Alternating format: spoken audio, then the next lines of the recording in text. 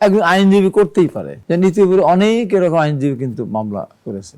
অনেকে দেখা গেছে, আমরা এমনও দেখেছি যে কেউ কেউ মামলা করেছে, কি করেছে যে রাতের বেলা হরতাল হতে হবে, দিনের বেলা হরতাল হবে না, এরকমও তো আমরা শুনেছি। কৃষক সাদেক একজন ছিল, প্রত্যেকটা সময় নির্বাচন জানাতো, রাষ্ট্রপতি নির্বাচন হলে জানাতো। এরকম কিছু আইনজীবী আছে, তারা যে কোনো ব্যাপারেই তারা কোর্টে একটা মামলা করে, সেটা মামলা অনেক সময় খারিজও হয়ে যায়, অনেক সময় শোনার পরে হয়তো পরবর্তী সময় সেটা একটা সিদ্ধান্ত হয়। এখন পজিটিভ নেগেটিভ সবসময় তো এই সমস্ত ইয়ের তো খুব পজিটিভ দেখিনি আমি, সবসময় নেগেটিভই বেশি দেখেছি। সেটা সরকারের সদস্যের উপর অনেকটা নির্ভর করবে। এখন সেটা সামনে যেহেতু সংসদ আছে, এটা নিয়ে এখনই অস্থির হয়ে আলটিমেটাম দেওয়ার কোনো সুযোগ আছে বলে মনে করি না, দেওয়া উচিত না। কেবল সদ্য এখনো সংসদ বসেনি, এখনই যদি আপনি মনে করেন যে সরকারকে একেবারে চ্যালেঞ্জ করে সরকারকে এমন কথা বলবো, যেমন ইতিমধ্যে দেখছে যে আওয়ামী লীগকে যেভাবে টেনে হেসে বিদেশে তাড়িয়ে দিয়েছে, এদেরকেও তাড়িয়ে দেবো, এই সমস্ত কথা বলতে ভালো না, মোটেই ভালো না। আজকে বাংলাদেশের যে বর্তমান প্রেক্ষাপট, আওয়ামী লীগের পক্ষ থেকে বিএনপির বিরুদ্ধে অনেক কথা বলা হয়তো, নালিশ পার্টি, সালিশ পার্টি,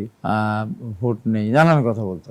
তারপর 5 তারিখের পর থেকে এমন কোনো সমালোচনা নেই বিএনপির বিরুদ্ধে হয়নি। একেবারে জামায়াত ইসলাম থেকে শুরু করে বিভিন্ন জন হাটে মাঠে ঘাটে জনাব তারেক রহমান, দেশনেত্রী বেগম খালেদা জিয়া, জিয়াউর রহমান, আরাফাত রহমান কোকো, আমাদের বিরুদ্ধে, দলের বিরুদ্ধে এমন কোনো অপপ্রচার নেই যে করেনি। তাতে গিয়ে মানুষ সেই কথা সায় দিয়েছে, একক সংখ্যাগরিষ্ঠতা পেয়েছে। আজকে আমি এখানে বলে যাই, যদি আওয়ামী লীগের